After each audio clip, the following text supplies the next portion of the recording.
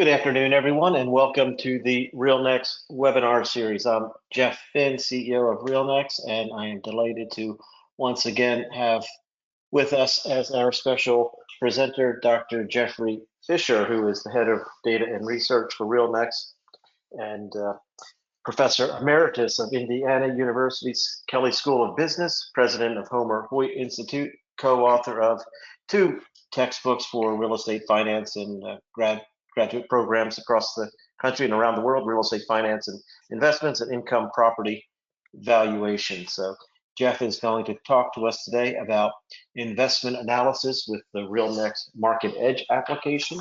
And we'll be sharing the types of assumptions and value that you can create for your clients and how you can go about working through the program to create authoritative investment analysis reports. So Jeff, I'll let you take it away, get us started. And as always, if there are any questions, please chime in along the way with your questions in the dialog box, and we'll do our best to address them. And we will be recording the session and circulating it early next week. Okay, thank you for the introduction, Jeff. I assume you can see my screen. Looks good, yep. So I'm gonna get to an example here in a little bit that's actually out of my textbook, Real Estate Finance and Investments, where in addition to showing how to do all the calculations in the main chapter of the textbook, we have an appendix that shows how to get the exact same answer using the RealNext Market Edge. So I like to use that example. It's kind of simplified, but gets at the main concepts that we like to talk about in the webinar. And I usually jump right into the example and talk about how to do investment analysis. But I was thinking before the webinar today that, Jeff, it might be a good idea to talk a little bit about how you see our clients actually using the Market Edge. Are they using it for BOVs or proposals, or helping clients figure out how to sell their property? What do you see clients using it for to create all those great reports that we can create with the program? Well, I think you hit it right on, Jeff. I mean, we are in a period of time, as you know, where price discovery is the challenge. We came from such a hot market to a market with much less liquidity, interest rates changing dramatically, terminal cap rates, going in cap rates, all a little bit fuzzy right now and less predictable. And the expertise and advice of our RealNext users to advise their clients has become much more critical, and to be able to use the comps in the market where they have them and the discounted cash flow, which the software provides to create reports, has been extremely valuable for what we have found to help advise sellers right now on what the market will bear and how to really price with real data and real market intelligence, and to use it as a BOV, as well as integrate the book to support that price when going to market, and to make sure that potential buyers are able to understand why the property is priced the way it is and how it can support that, and perhaps how they can add value if they're able to improve over those baseline assumptions. So I would look at it today, Jeff, from really that seller's perspective and advising the seller on how to go to market and what would be an expectation to actually affect and clear in the current environment. Great. Yeah, I actually won't get into this today, but we've been asked recently by more and more people how to use the Market Edge program to do a sale leaseback, where a corporation may want to sell their real estate, lease it back because they want to use it, but they're interested in raising capital by selling the building. So we may want to do a future session on that in particular, but yeah, I think that would be very useful to untap some capital. So the basic idea of discounted cash flow analysis, I like to think about the line in the Jerry Maguire movie from a few years ago now, show me the money. Because when I see people make mistakes in setting up a spreadsheet or something to do a discounted cash flow analysis, a lot of times if they have a conceptual error, it's because they're not thinking, what I really care about is the cash flow that I'm going to get from that property. So we're going to really focus on, how to make the right input assumptions and focus on getting the cash flows that we want from the property. And of course, there's different ways of looking at that, whether it's before tax or after tax or with a loan or without a loan, but we'll kind of go through the basic inputs that you would need to look at it different ways. So I first like to review the concepts behind a discounted cash flow analysis, or what we sometimes refer to it as a lease by lease discounted cash flow analysis, because we're going to take into consideration the actual leases on the property, which of course are critical in driving the value. There's ways to do discounted cash flow analyses that are more simplified, that just look at net operating income and assume it's going to grow at some rate over time, that appraisers sometimes use. But unless you really capture what's going on with each individual lease, it's hard to get a real accurate estimate of the value of the property, because of course leases could be below market, it could be above market. A lot of things could be happening when those leases roll over, and the leases could differ a lot, as we'll talk about, in how expenses might be passed through to the tenant, and what categories of expenses are passed through, and so forth. So we're focusing on a lease by lease discounted cash flow analysis. The concepts are the same for any lease by lease program, whether you're using Argus or whether you're using a spreadsheet, and there's certainly other software out there. The RealNex Market Edge program is maybe not quite as detailed as some of the others, but I think for our clients' use anyway, they find that it works for what they need, and sometimes it can be easier to use when you don't have maybe a lot of assumptions that aren't really necessary that you have to put into the analysis. So we're going to apply RealNex Market Edge to do the lease by lease analysis. The things I'll talk about today apply to both investment analysis and valuation. A lot of times people use programs like Argus to estimate the value. The way I look at it is investment analysis and valuation are just two sides of the same coin.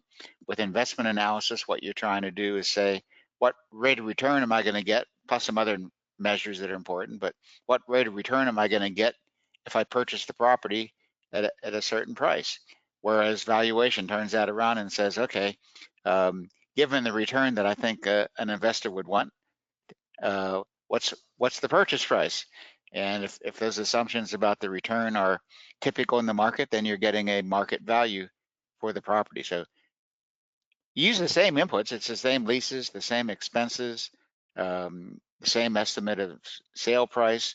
It's just whether you start with a purchase price and solve for a return, or start with a return and solve for the purchase price. So what we'll do is go through an example of an office building. It's just one example of what you can do with the program. I actually picked this example several years ago. Maybe office is not the best thing to talk about these days, but it's actually, I'm starting to see and read articles about capital now coming back into the office sector. The prices are depressed enough that it's starting to become attractive again. So again, this example comes out of the textbook, and I'll show you how you can actually get that example into your own copy of Market Edge to see the same assumptions and get the same answer.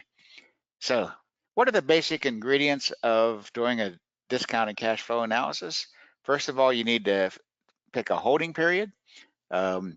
We usually use a 10-year holding period. That's more just sort of practice that's evolved in the industry, rather than there being a special reason why it should be 10 years versus 5 years or 20 years. The way I look at it is you want to have a holding period that at least gets you past the existing leases if you can, because your existing leases could be above market or below market, and that can make it more difficult to estimate a resale price for the property when you as we'll see, when you take the income in the year of sale and divide it by a cap rate to estimate the resale price is typically done. You want that income in the year of sale to be typical of what you'd expect and not impacted by leases that may not have rolled over yet that are not at market rate. So usually 10 years does that. I think I'm going to use 5 years in the example that I'll show you, just because that fits more nicely on the computer screen to look at the numbers. But 99 times out of 100, when I see people doing this type of analysis, they usually use a 10-year holding period. But it really doesn't matter if you think about it. The resale price is your estimate of the income after that. So whether you stop at 10 years or stop at 20 years, at whatever point you stop, that resale price is the present value of the future income after that. I can remember when Japanese investors used to ask for 50-year discounted cash flow analyses, like they were going to hold the property for 50 years. So let's see, anything else here? I think I covered it. So then we have projecting the income from your existing leases as the second main ingredient. So what's the current rent on the property? Different ways you can put that into the program, like per square foot or per unit for apartments. Are there fixed steps in the lease? Or, and I'm surprised we haven't seen more of this in the recent years when inflation's been an issue, CPI adjustments in the lease where income may go up by usually some percentage of the CPI increase. Now that hopefully inflation is coming back down, probably not as much need for it. But it is different than having fixed steps in the lease, because fixed steps are fixed. They don't take into consideration what inflation actually turns out to be, whereas CPI adjustments adjust for whatever the inflation actually happens to be each year. You could have contingent income, like percentage rents on retail space. So that would be part of your projections of the existing leases. And then something that's really important is expense reimbursement. So if you have a lease where you can have the tenant pass through some of the expenses to the tenant, if you have the owner, the tenant pass through some of the expenses to the owner, I'll get that right, through expense reimbursements, then you want to capture that in your income. And we'll talk about how that works. You could have other income, vending, laundry, telecommunications, parking, cell towers, whatever, so that would also be reflected in your projection of income. Then what happens when those leases come up for renewal? And so you have to think about what the market rent is going to be when the lease comes up for renewal. Some programs, we don't do this in RealNex Market Edge to keep it simpler, but some programs ask you for a renewal probability. So the idea would be, well, if it's a new tenant, maybe it's $15 per square foot. If it's an existing tenant, maybe it's $14 per square foot, because with an existing tenant, I won't have the down time. So I won't have that additional vacancy. Maybe I don't have to spend as much money on TIs and leasing commissions. So I'm willing to accept a lower rent for an existing tenant.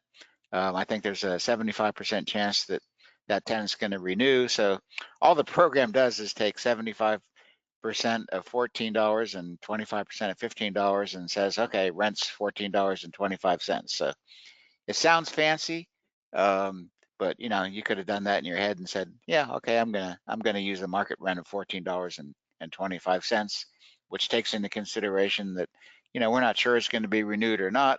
So we're gonna kind of capture something in between what I might charge a new tenant versus an existing tenant.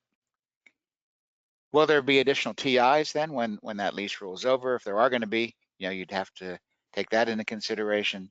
Again, if you were taking an approach with renewal probabilities, you'd multiply that by the probability that you're going to have to pay those TIs, because the tenant's not going to renew, and you're going to have TIs on the new lease, or maybe more TIs on the new lease. So those things would be weighed by the probabilities in addition to leasing commissions. But again, it's just coming up with a reasonable estimate of, what's most likely that you can expect for the rent and for the TIs and for the leasing commissions, and then your vacancy rate due to tenants that aren't going to renew. Is there space any that's currently vacant? So we just talked about renewals on existing leases, but there also may be spaces that are currently vacant. And so the question is, how fast will those be leased up? Or we say absorbed into the market, and how fast will that occur? So you would also take that into consideration in your discounted cash flow analysis, and then your operating expenses. So at this point, what we're trying to do is capture all the expenses that the owner has to pay. We may get reimbursed for some of those. I've seen people get confused over, reimbursements versus, entering information on what the expenses are going to be. So expenses are enter into this type of analysis two different ways. There's the expenses that the owner is going to have to pay.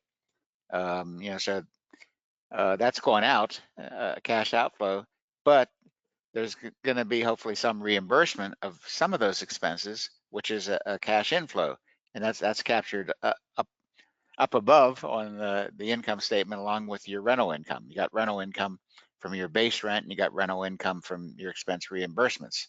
So can be confusing at first if you haven't done this type of analysis, to think about, well, you got money coming in from the expenses, but then you turn around, you got to pay some of those expenses, but you need to capture both parts of it. Capital expenditures is always tricky.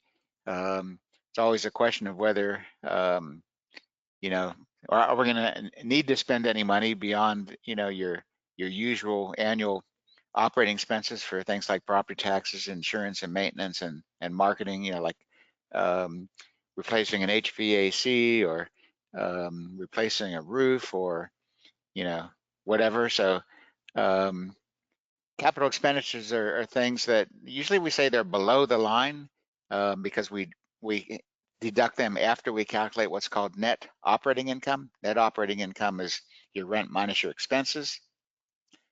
Now, sometimes people do set up a reserve allowance that is subtracted when calculating the net operating income.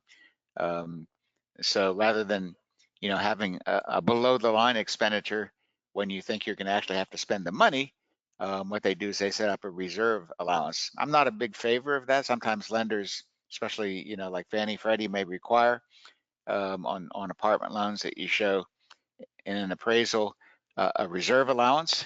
So you have to do it, but I think in practice most investors, unless they're forced to, don't actually set up some sort of reserve. They come up with the money to replace the roof when they need to replace the roof or the HVAC. And I guess I prefer, again, sticking with what I said initially, show me the money, tell me when I actually have to spend the money. And if that's 5 years from now, I'll put it in my projected cash outflows 5 years from now, rather than, setting up some kind of reserve where I set aside money each year to pay for it.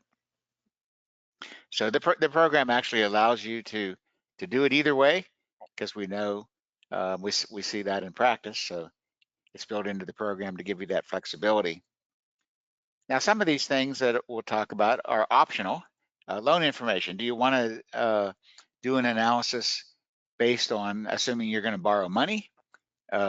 Typically appraisers, not always, but typically appraisers don't take into consideration the financing, although I guess that really depends on what kind of property and who the client is. I work a lot with institutional investors, as some of you know, and they're cash buyers often, and even if they're going to use leverage, usually the appraisal is done on an unlevered basis. Although if there is debt, they have to figure out how market conditions may have changed the value of the debt on the property. I won't get into that. That can get kind of complicated. But the point is, if you want to do a discounted cash flow analysis, you can either look at it on a levered or unlevered basis. The program allows you to put in the loan information. We'll do that in the example I'm going to get to. But if you want to look at it on an unlevered basis, you would just leave those inputs as zero, and you'll get the unlevered rate of return. Probably most people in this call knows you use leverage in order to try to get a higher expected return, because you can earn more on the property than you're paying on the interest.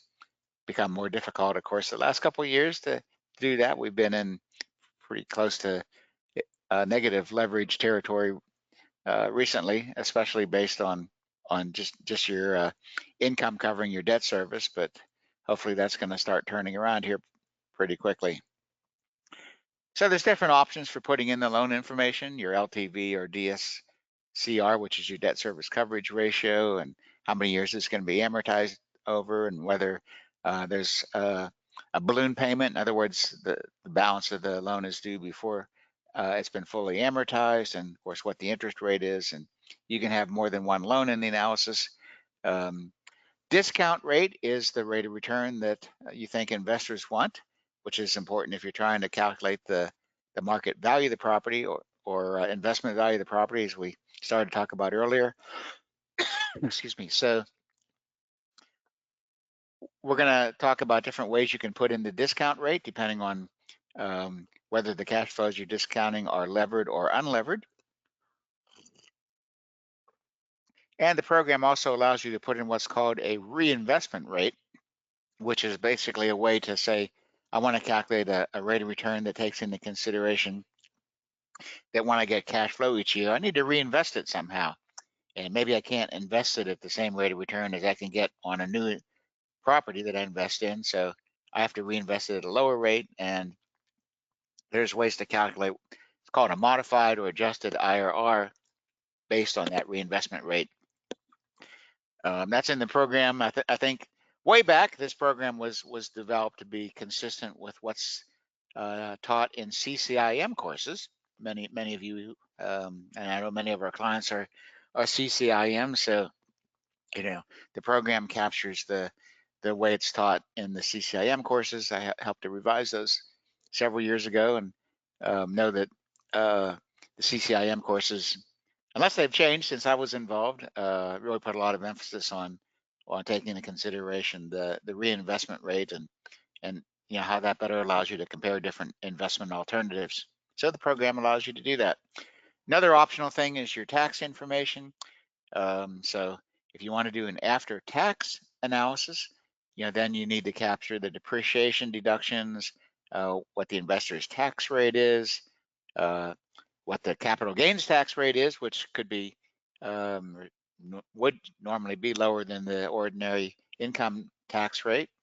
And then the program automatically considers that what's called depreciation recapture is taxed at a maximum of 25%, but that could be higher than your regular capital gains tax rate. The idea is depreciation is saving you money at your ordinary income tax rate.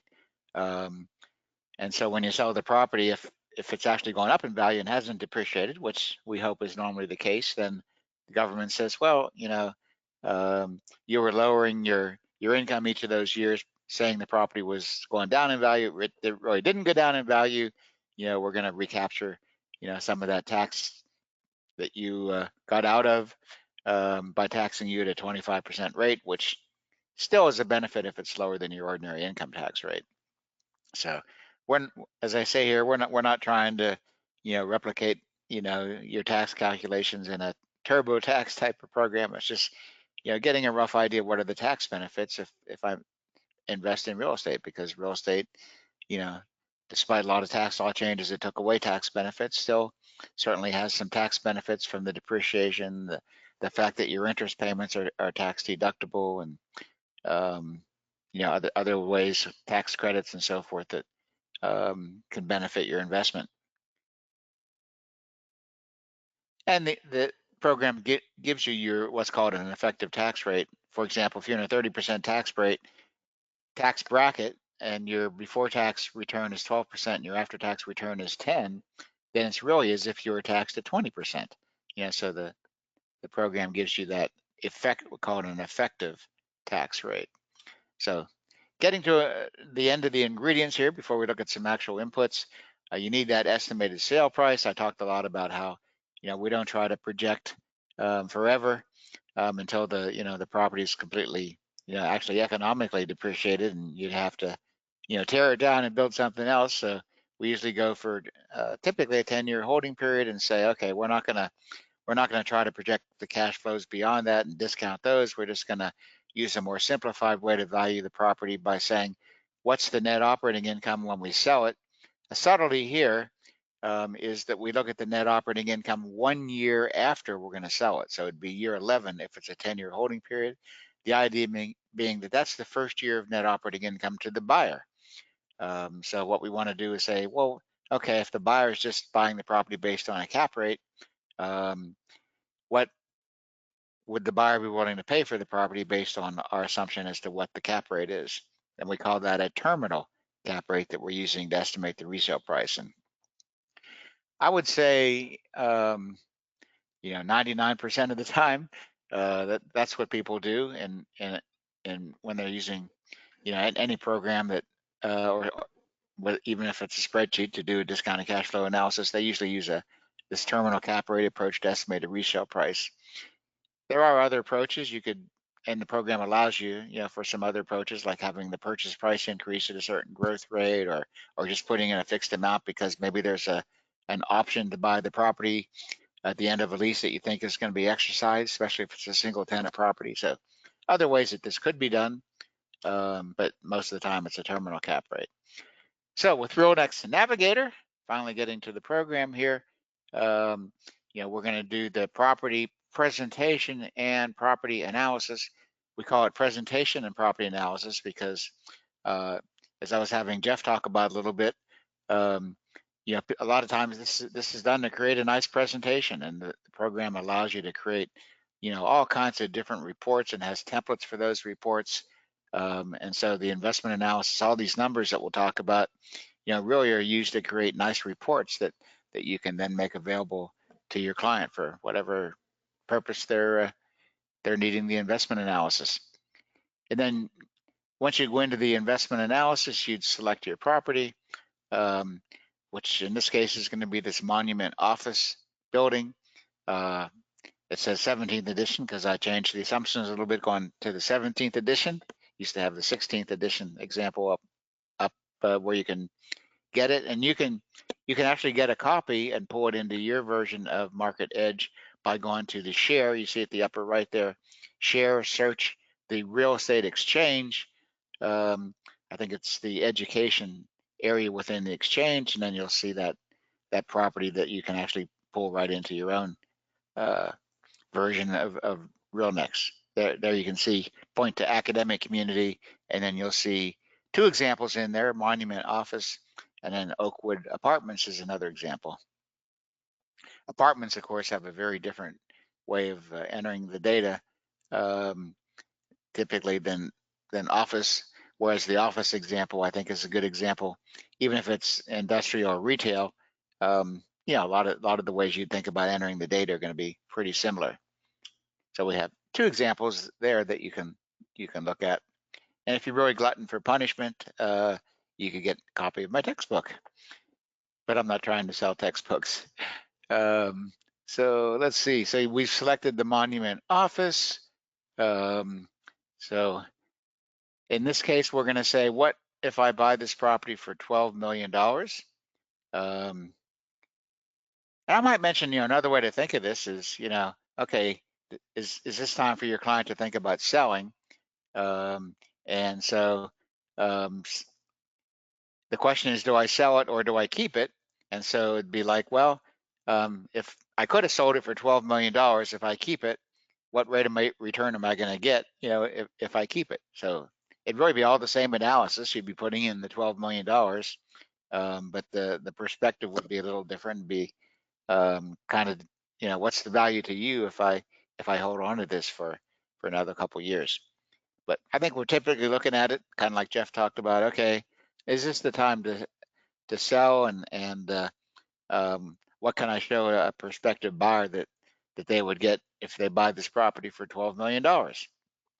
So let's see, anything else on this page? There's a lot of other inputs you could put in, but they're more descriptive. I'm going to focus on the inputs that are important for actually calculating the different returns and other investment measures. But all this other information would go into those reports that I talked about, so that would be certainly important for creating a nice report. So on this screen, you see an analysis date. So the idea is I'm valuing the property as if it was being purchased, in this case, July 2020. and then use, I won't get into the details of what legacy calculations are. We've modified the program so that you can do an analysis where your analysis start date can be a lot different than when your leases start. And the program will automatically take into consideration where you are in the lease term. It didn't used to do that. And so to keep this example simple, I kind of stuck with what we call the legacy calculations here, where all our leases are starting on the date that we're analyzing the property, or we're picking up the leases, what their income is as of the analysis date, rather than saying, okay, I'm going to put in the information for this lease that started 2 years ago using that start date, and have the program automatically figure out where we are in the lease term. So it's something to think about is if you actually start doing this type of analysis, is you have different ways you can think about putting in your lease information. The value of the land is important for federal income tax purposes, because that portion of the overall property value is not depreciable. So if you didn't put that in there, your entire $12 million would be depreciated for tax purposes. IRS may question that.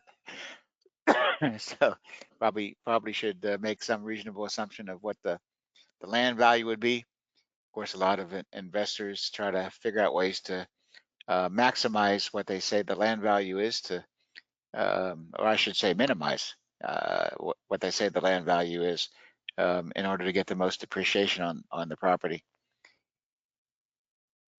Capitalization rate is for our resale calculations. I've already talked about that. Subsequent year, as I talked about, is the default assumption, because that's the first year to the buyer. So that's pretty typical to assume subsequent year. You don't have to, but that would be typical. Typically, there'd be some resale expenses. I have that 0 here, but it'd be more realistic to assume there's some resale expenses, legal, brokerage fees, whatever. Your federal tax information that I've talked about. General vacancy is a way to say, no matter what happens with lease renewals or any existing vacant space, there's always going to be at least a certain amount of vacancy. Why would you do that? Well, because the lender requires you to. Some lenders say, look, you just have to show some vacancy every year. So that's typical in this type of program, to have what they call a general vacancy rate. I didn't do that here. I assume that your existing leases that are covering all the space are going to, those tenants are going to stay until the leases start to roll over, which is in year 4. And then I have 5% vacancy, as you can see in the bottom right, coming in years 4 and the remaining years, assuming that we're just not sure all the tenants are going to renew and stay after that. And so, on average, we're going to have some vacancy. Okay, you can see on the upper right our holding period of 5 years, and then we've got these discount rates. And without getting too detailed, the overall discount rate is the rate we're going to discount any cash flows that are before any leverage. That's why it's called an overall, or maybe it could be called an unlevered or a property discount rate. And then we have our equity discount rate, which is going to be used to discount cash flows that are levered. If you were going to leave the loan out of your analysis, you would probably make that also 8%, because the idea is that the reason you're putting a loan on a property is to lever up your return, so you should get a higher rate of return. So if you put in 8% for your equity discount rate, when the overall discount rate is also 8%, if you're an appraiser anyway, that would get you in a lot of trouble, according to USPAP, because you wouldn't be reflecting the risk associated with the leverage on the property. And I talked about the reinvestment rate as a way to say, well, yeah, I'm going to look at this property based on wanting a 12% rate of return, but I know that those cash flows I'm getting each year, I can't earn 12%. I'm assuming I can only reinvest them at 5%. So we're getting up around 5% there for a while with treasuries, right? So you could reinvest your money in treasuries earning around 5%. Passive tax rules is just saying that whether we want to allow the tax losses to offset any other income or not. So here I'm assuming you can't offset any other income. You could have a state tax rate. Okay, that covers that screen.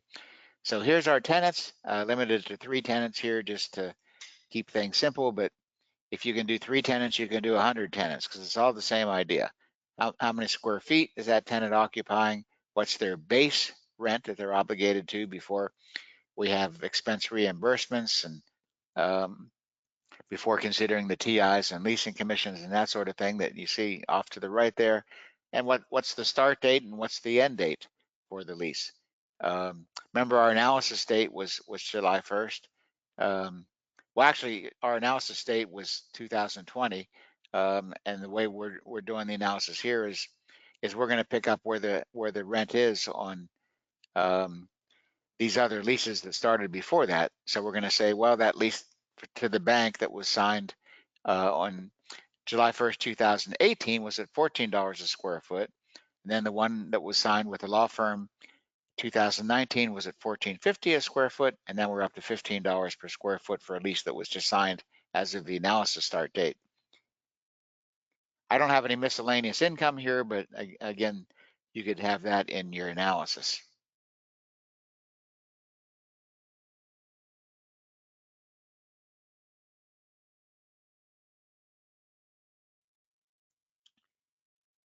Expense reimbursements. I know I talked a lot about this earlier. Really differentiates a lot of discounted cash flow programs, and trying to do this stuff with spreadsheets is just how much detail you're going to try to capture in your expense reimbursements, because they can get pretty complicated.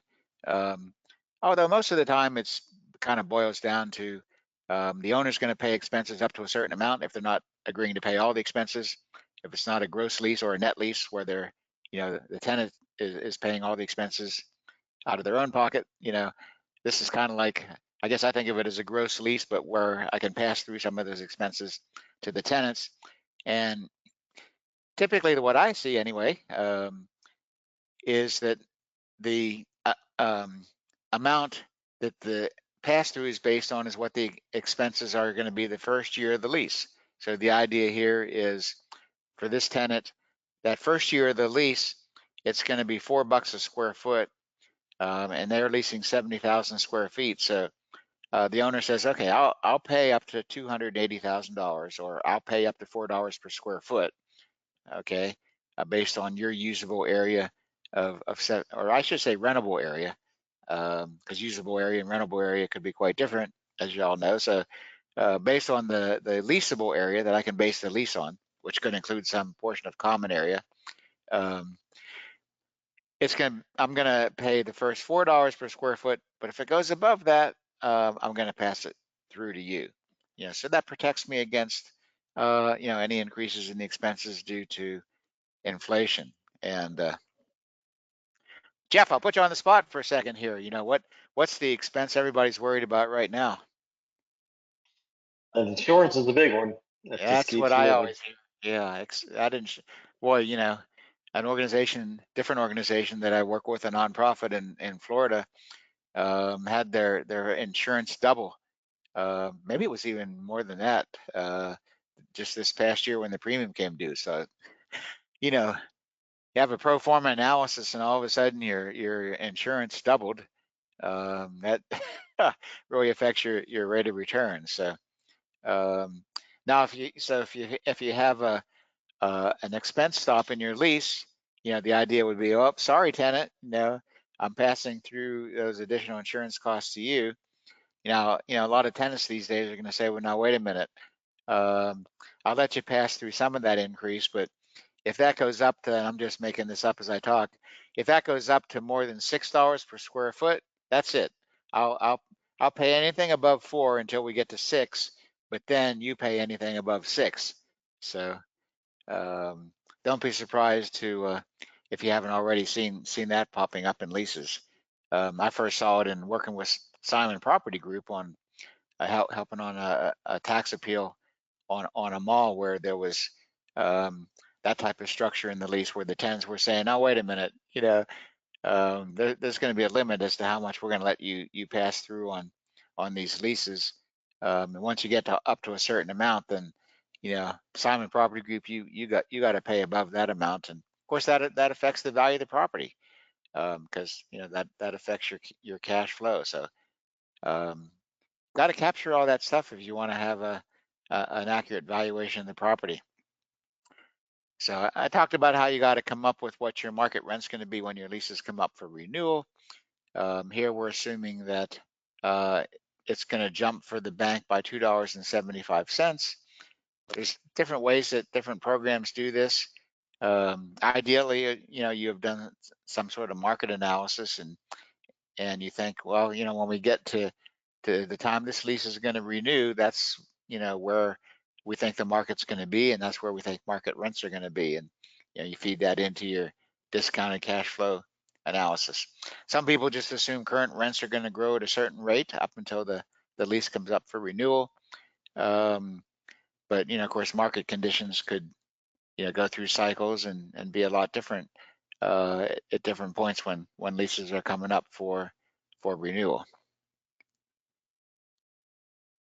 I think that's kind of the main thing on this page, and then our financing assumptions that I already talked about. So your loan amount, your amortization period, usually it's monthly payments, your interest rate, and then the program calculates these other things for you. You can have some points and other things involved in the loan.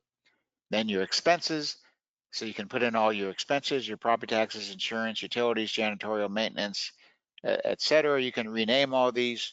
So you can name them there's default names that pop up, which it's good to stick with, but you can rename them as you want. And then whether they're subject to the expense pass-through or not, which they all are here except for, I skipped over this, but up above you have your property management fee, which I often see is not reimbursable. Could be a little bit of a conflict of interest there with your property manager passing through his expenses. I remember seeing an agreement once where the property manager got paid a percentage of the repair costs, which I don't know. It seems a little odd to me. Well, go for the highest bid if I get more money. Anyway, after we do this analysis, the bottom line, which is maybe all you care about for your report, is hey, here's what you're going to get if you buy this property. You're going to get this projected income, which is our top line here from our rental projections. We got some vacancy coming in here in years 4 and 5. We got some expenses we're going to have to pay. That gives us our net operating income, or NOI, as we always call it. Then you got to make some loan payments, but our NOI in this case is, more than enough to cover our loan payments. So we have some nice cash flow on the property. Hard to get today, but in this case, we got a cash on cash return, which is a simple measure, but a lot of investors want to see it. What's my cash on cash, which is just your cash inflow divided by your cash investment, cash on cash. So 7% here. Now you're not just buying for cash on cash. You'd like to see some cash on cash. What you're buying for more is your IRR, which we'll get to here in a minute. Then we've got our tax calculations. Maybe save that for a more advanced webinar to worry about how the tax calculations work, but tax calculations are calculated here, as well as the after-tax cash on cash return. Still a nice positive number. And then we have some more details on our operating data if you want to see it. So what our expenses are each period that were used to calculate the net operating income. So just a more detailed look at the net operating income. And then our resale analysis. So most programs calculate the resale as if you sold it each year. I'm not a big fan of that because I think that terminal cap rate that you use to estimate the resale price would be very different for a 1 year hold versus a 2 year hold versus, you know, 5 year or 10 year hold. The terminal cap rate, you know, because you're valuing the property at the year that you expect to sell it, you know, reflects where interest rates are expected to be at that time, and you know, how old is the property at that time. If it getting older, it might not have as much growth in income and value, and so typically you wouldn't have the same cap rate each year, but most programs just allow you to put in one terminal cap rate, but they apply to the same net operating income each year. So so following what everybody else does, we calculate it every year as if you sold it that year. Of course, you can only sell it once, and what I really care about in this case, I'm assuming a 5 year holding period, rather than have to have another page here with the years 6 through 10. So we're going to assume we're selling it at the end of year 5. So let's focus on year 5 and say, okay, what do I really care about here? So you see this, the upper left, you see this is our report that's called the investment return analysis. And all these things looking much prettier can automatically go into those reports that we keep talking about. This is just what you see on your computer screen. In order to see what the numbers are going to look like, then you can say, oh, I want this particular set of numbers to go in my report that goes to clients, reformatted, you know, lots of different ways. So I wanted to emphasize that what's shown there, and I've never been crazy about the way we label this, is PV of NOI plus reversion. In Argus, that would be called market value, okay? Because the value of the property is the present value of the income and the resale price. Reversion is a fancy way of saying the resale price. So the present value of the income you're going to get every year plus what you're going to sell it for, discounted at our discount rate that we assumed was 8% in this case. That's your market value if all your assumptions were typical of what you expect on this property in the market. So we would say the market value of this property is $12,383,000. Of course, an appraiser would say maybe 12 million or 12,400,000. You know, wouldn't carry it out to $103. But that's your market value. Now, related back to what Jeff was saying, it doesn't have to be a market value. You could be working with a client that wants to know, if I buy this property, what should I pay for it? So you might have a different set of assumptions in there. They may be more aggressive. They may be willing to buy at a 7% discount rate. Their tax assumptions may be different, which will impact our after-tax rate of return. So I actually added to this today, after the word market value there, I say, or investment value, which is what we call the value to a particular investor, or it could be a broker's opinion of value. It's sort of, you know, okay, the appraiser may come up with a certain value based on his or her assumptions, but you know, I know this market, and you know, I know this property, and you know, here's my opinion of what I think the value is going to be. And I actually see more and more funds where the investment manager is using a buyer's opinion of value for interim valuations of the property rather than a full-blown appraisal analysis. So certainly what you all know about the market is important, and you can help clients understand where the value is. IRR. So bottom line, in my opinion, whether it's before tax or after tax, or before financing or after financing, is what rate of return am I going to get? Because that captures everything. Well, maybe it doesn't capture the risk. We still have to ask about the risk, but you know, it's what you can compare with any other asset class, any other investment alternative. So that's pretty good if you could get 12.88% in the current market. People are probably, you know, happy with a 6 or 7. Who knows? But and of course, it depends on the property type. But in this case, anyway, we've got a 12.88% after-tax rate of return. Our modified return is, you know, what consider that we can't reinvest all the money at that higher rate. Didn't really affect it that much though. And then the NPV is how much more we could have paid for the property in order to get the rate of return we want. In this case, it was using those cash flows on on equity. To say, okay, I could have actually put in more. I could have put in $132,642 more equity into this property to get a 12% rate of return. You see, if we look above there, that the IRR is 12.88, so we're earning more than our 12% discount rate. So that means if we're happy with 12, we could put in more into the property. So again, a way to show the client, look, you could put even more equity in this property and get the return that you're willing to accept. May not tell the seller what you're willing to accept, but you've done the analysis and based on the return you're willing to accept, what kind of price you're willing to pay for the property. Other financial indicators are important too, as well as the return. So we're looking at the cap rate each year. So that's implied by our assumptions, what kind of cap rate you'd be buying the property at each year, your gross rent multiplier, your net income multiplier, operating expense ratio, all these things could be compared with other benchmarks. Your LTV was pretty conservative here, 54% LTV.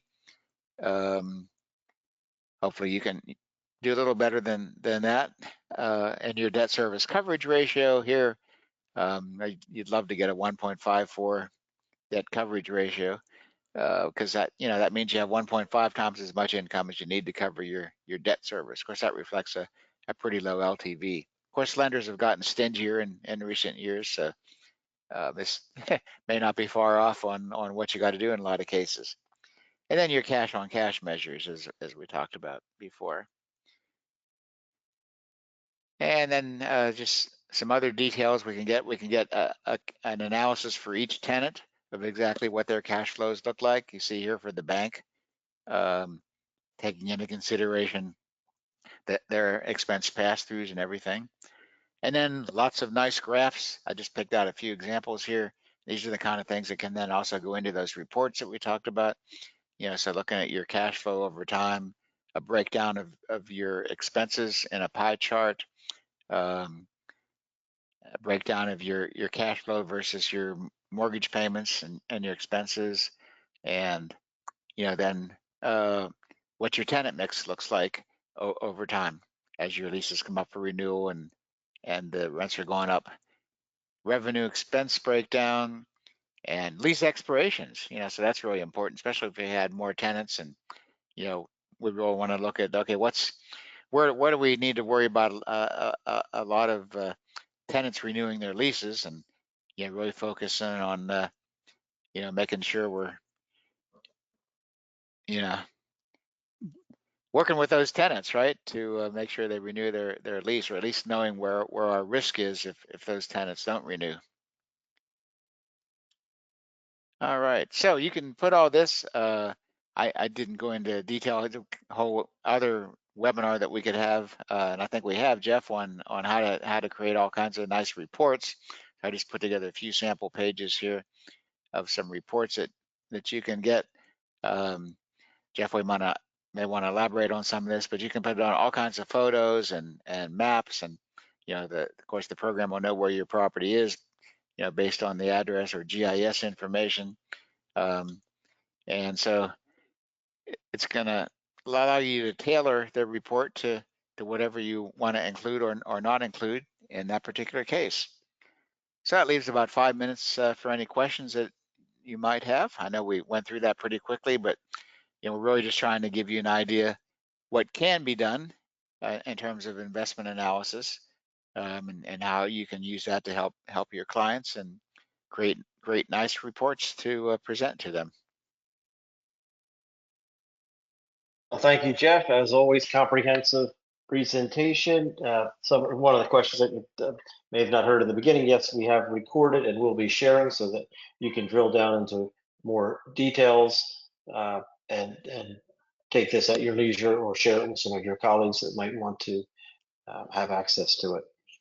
And as Jeff mentioned, we do have several other sessions over time that go into the different types of output. How do you create a BOV, for example? How do you then turn that into a full-blown offering memo? If you just want a teaser flyer to go out to your clients, how do you make that happen with all your branding and your your marketing presence and use it with our email marketing campaigns to get the information out to your clients. And how you can then host all the due diligence up in our deal rooms. But part of the valuation too is the ability, and Market Edge does this, to bring in comps to understand what are comparable leases in the market, what are comparable sales in the market, and how does that, do those properties reflect comparatively against the subject property. You're able to put attributes in there that would say this one should be a 25% discount, this might be a 25% premium, and so forth. So you get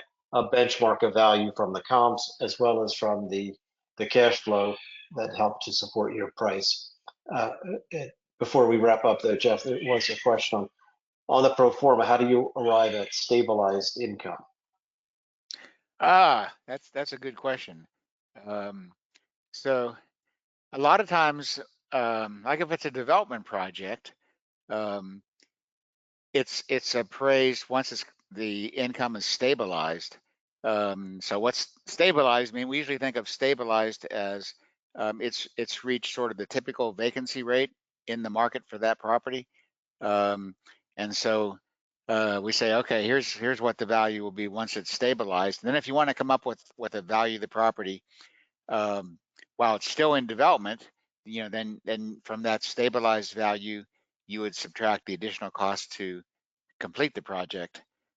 So now we do have, and I didn't mention this before, but the program does allow you to actually value development properties.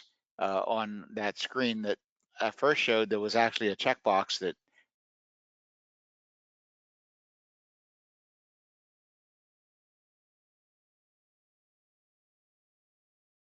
if it was a development project.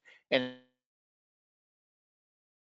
if it's a development project, instead of putting in a purchase price, you would put in all the development costs.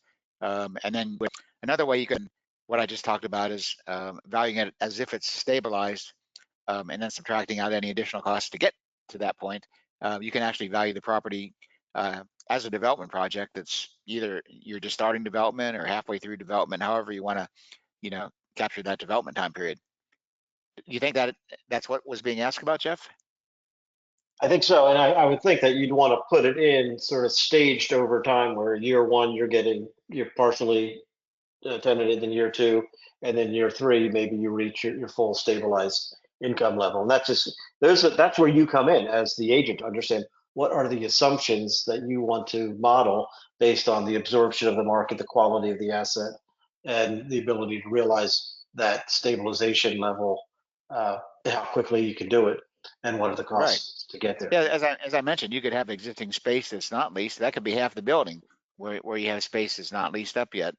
And so you've got to make assumptions about how long it's going to take until it's leased up and becomes stabilized. So you can handle it whether you want to assume it's already stabilized or whether you want to actually put in assumptions until it becomes stabilized. You can do it either way in the program.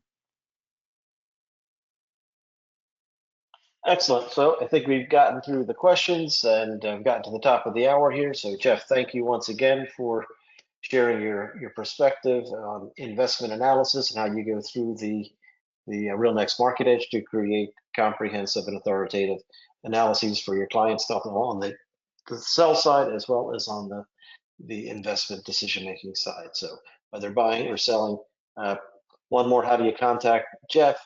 Jay Fisher at realnext.com should get you. Correct, Jeff? I think you've got that works. address. So that will be the best way to reach out. Okay. Thank you once again. We'll get the recording out as quickly as we can, and hope you all have a great afternoon.